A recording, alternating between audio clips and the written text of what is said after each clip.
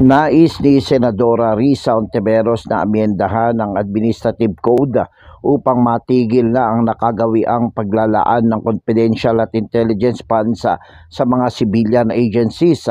Iginit ni Hontiveros na ang nasabing practice ay pamana ng batas militar at diktatorya at ngayon ito ay nakadikit na sa ating Administrative Code. Isaaniya ang pag-amyenda sa Administrative Code ang nakikitang paraan ng Senadora para tuluyang mareforma ang alokasyon sa pambansang pondo. Iginit ni Hontiveros na hindi ito healthy habit na nabuo sa gobyerno sa mga nakalipas na dekada. Mas mainam aniya kung ang confidential at intel funds ay ililipat sa mga programa na tinukoy ng General Appropriations Bill.